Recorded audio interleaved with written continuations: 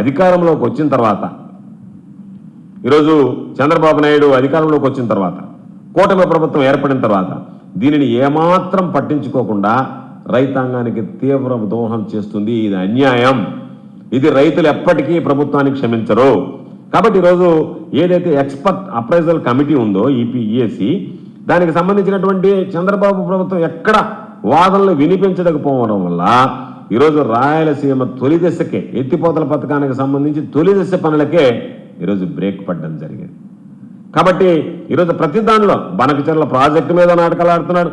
పోలవరం నీళ్లు బనకచెర్లకు తీసుకొస్తామని చెప్పాడు చంద్రబాబు. పదే పదే చెప్పాడు, పోలవరం నీళ్లు బనకచెర్లకు తీసుకొస్తాం, సముద్రానికి పోయే నీటిని సమగ్రంగా వాడుకుంటాం చెప్పినటువంటి ఈ పెద్ద మనిషి, ఆయన శిష్యుడు తెలంగాణ ముఖ్యమంత్రిగా ఉంటే ఆయన దగ్గర రకరకాలుగా మాట్లాడించి, ఆయన దగ్గర అభ్యంతరాలు లేవనెత్తి ఆ పనులు జరగకుండా ఒక పక్క మాత్రం నేను బనకచెర్లకి ఈరోజు పోలవరం నీళ్లు తీసుకొస్తానని నువ్వు ప్రచారానికి వాడుకోవడం తప్ప రైతుల ప్రయోజనాల గురించి ఏ రోజైనా ఆలోచన చేసినటువంటి నేపథ్యం ఉందా? ఏ రోజైనా ఆ విధంగా ఆలోచన చేసావా?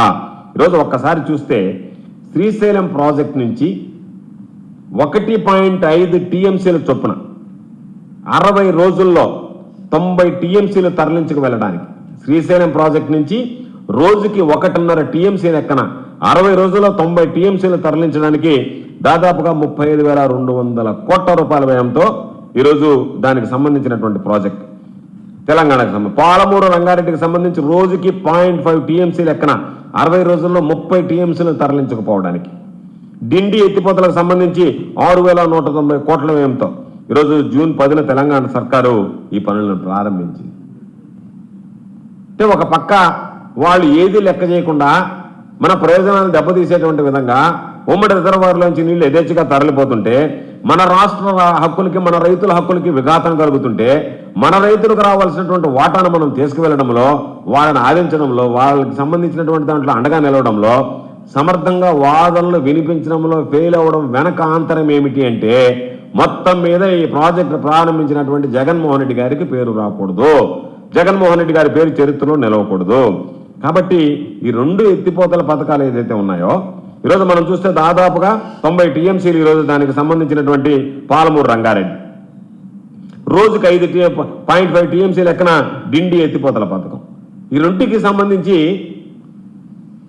తెలంగాణ ప్రభుత్వం దాదాపుగా 1,000 కోట్ల రూపాయలు ఖర్చు పెట్టి పనులు చేస్తుంటే, దానికి సంబంధించి 2015 జూన్ 10వ తేదీ ప్రారంభిస్తే 2 పథకాలు 35,200 కోట్ల రూపాయలతో పాలమూరు రంగారెడ్డి ప్రారంభించింది.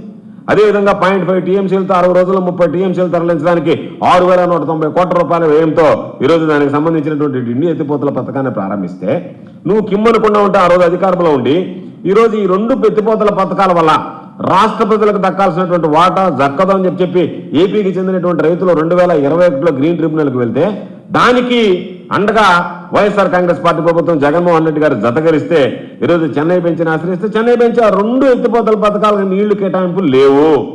కాబట్టి వాటి వల్ల శ్రీశైలం సాగర్ మీద ఆధారపడినటువంటి ఆయకట్టుతో పాటు కృష్ణా డేటలు కూడా ఇబ్బంది పడుతుందని చెప్పి వాదించడం జరిగింది. దాని మీద గ్రీన్ ట్రిబ్యునల్ తక్షణమే ఆ పనులు ఆపివేయాలి అని చెప్పి ఆదేశించింది.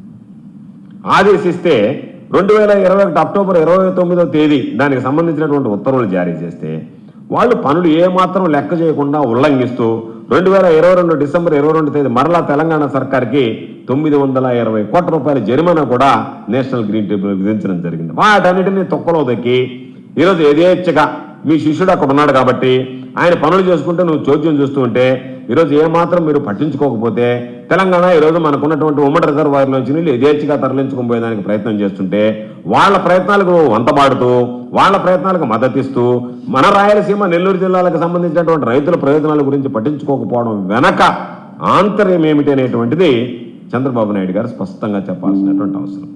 ఈరోజు ఒకసారి చూద్దాం. దీనికి సంబంధించినటువంటి దాంట్లో శ్రీశైలం గరిష్ట నీటి మట్టం వచ్చి 885 అడుగులు. ఊరికే రైతులకు తెలియాలి కాబట్టి కొన్ని విషయాలు. శ్రీశైలం రిజర్వాయర్ యొక్క గరిష్ట నీటి మట్టం 885 అడుగులు. పోతిరెడ్డిపాడు హెడ్ రెగ్యులేటర్ దగ్గర వచ్చేసి 841 అడుగులు ఎత్తులో మనం నిర్మించుకోవడం జరిగింది. కాబట్టి మనకి 880 అడుగుల వరకు నీళ్లు నిల్వ ఉన్నప్పుడు మాత్రమే మనకు 44,000 క్యూసెక్కులు సమగ్రంగా సంపూర్ణంగా వచ్చేటువంటి అవకాశం ఉంటుంది. ఆ 44,000 క్యూసెక్కులు కూడా ఏ విధంగా వస్తున్నాయి? చంద్రబాబు నాయుడు గారు ముఖ్యమంత్రిగా ఉన్నప్పుడు 11,000 క్యూసెక్కులే. అనేక రకాలైనటువంటి ఇబ్బందులు పడేయడం, కనీసం రోజుకు ఒక టీఎంసీ కూడా డ్రా చేయలేకపోయాం.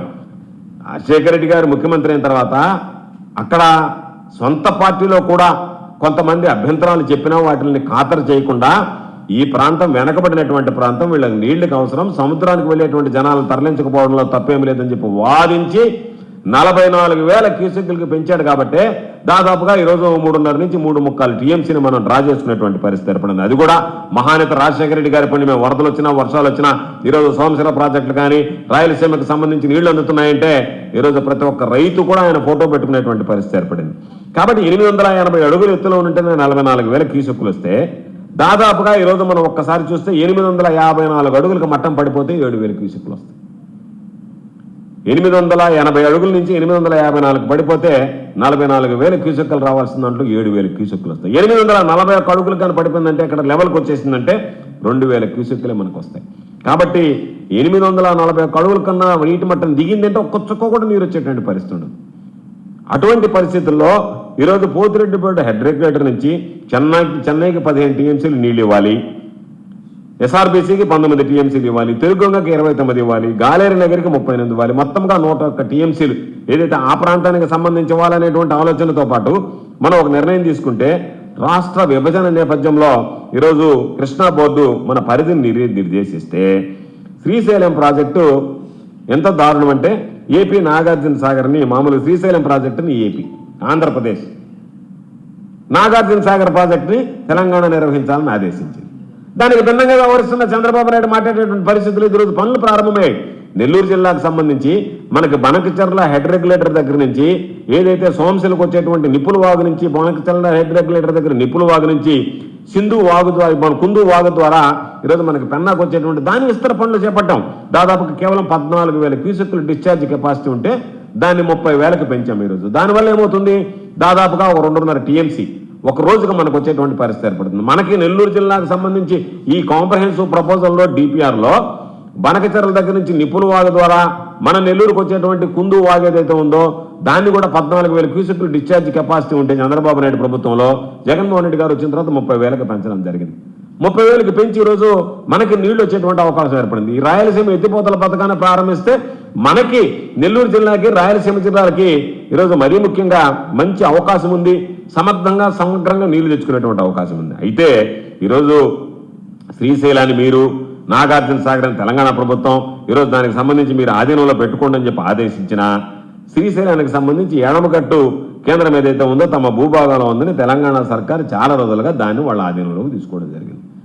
ఈ పవర్ ప్రాజెక్ట్ మా దగ్గర ఉంది కాబట్టి ఆ రోజు వాళ్ళు విభజన జరిగిన తర్వాత మీరు నిర్వహించండి అని చెప్పిన తర్వాత దాన్ని తెలంగాణ ప్రభుత్వం బలవంతంగా తీసుకుంటుంటే వాటి గురించి ఏ రోజు వాదించడం కానీ దాని గురించి నిలువరించడం కానీ దాని గురించి ఎక్కడ కూడా ఫిర్యాదు చేయడం కానీ దానికి సంబంధించి పోరాటం కానీ ఏమి లేకుండా నీట్గా నాకు ఇది నీకది అన్నట్టుగా వాళ్ళ మానాన్ని వాళ్ళు వదిలేసి రైతుల పాటలు మీరు పడండి అని చెప్పి చంద్రబాబు నాయుడు మాత్రం ఎక్కడ నోరు మెదిపినటువంటి పరిస్థితులు లేవు. కృష్ణా బోర్డు కేటాయింపులు చేయకున్నా దిగువ నీటికి అవసరాలున్నా తెలంగాణ సర్కార్ ఏకపక్షంగా శ్రీశైలం జలాశయంలో 798 అడుగుల నుంచి నీరు డ్రా చేస్తున్నా ఎక్కడ చంద్రబాబు నాయుడు నోరు మెదిపినటువంటి నేపథ్యం లేదు. కాబట్టి తెలంగాణ సర్కారు ఎలాంటి అనుమతులు తీసుకోకుండా ఎటువంటి అనుమతులు తీసుకోకుండా 2015లోనే చంద్రబాబు నాయుడు ముఖ్యమంత్రిగా ఉన్నప్పుడు ఆంధ్ర రాష్ట్ర విభజన జరిగిన తర్వాత కల్వకుర్తి ఎత్తిపోతలకు సంబంధించినటువంటి సామర్థ్యాన్ని పెంచడంతో పాటు శ్రీశైలం నుంచి రోజుకు 2 టీఎంసీలు నీరు తరలించే విధంగా పాలమూరు, రంగారెడ్డి, డిండి ఎత్తిపోతల ప్రాజెక్టులను ప్రారంభించిన జగన్మోహన్ రెడ్డి గారు ప్రతిపక్షంలో పదే దీనివల్ల రాష్ట్ర ప్రయోజనాలు దెబ్బతింటాయని చెప్పి గొడవ చేసినా ఏమాత్రం పట్టించుకోకుండా ఈరోజు రాష్ట్రానికి సంబంధించి మరీ ముఖ్యంగా రాయలసీమ నెల్లూరు జిల్లా రైతాంగాన్ని వాళ్ళకి సంబంధించినటువంటి పణంగా పెట్టినటువంటి పరిస్థితి. ఇక్కడ ఈరోజు వర్షాభావ పరిస్థితుల్లో రాయలసీమకు సంబంధించి రాయలసీమ నెల్లూరు జిల్లాల్లో కనీసం సాగునీటి మాట దేవుడిరుగు గుక్కుడు నీటి కోసం తల్లడేలాల్సినటువంటి పరిస్థితి ఏర్పడింది. అటువంటి దుర్భరమైనటువంటి పరిస్థితుల్లో తడారినటువంటి గొంతులు నింపడానికి వాళ్ళని తడపడానికి వాటిని హక్కుగా దక్కినటువంటి నీటిని వాడుకోవడానికి ఈరోజు తెలంగాణ తరహాలోనే ఏదైతే తెలంగాణ ఏ విధంగా అయితే పనిచేస్తుందో అదే తరహాలో మనం కూడా శ్రీశైలంలో 800 అడుగుల లెవెల్ నుంచి రోజుకి 3 టీఎంసీలు నీళ్లు డ్రా చేయాలనేటువంటిది రాయలసీమ ఎత్తిపోతల పథకం యొక్క ముఖ్య ఉద్దేశం.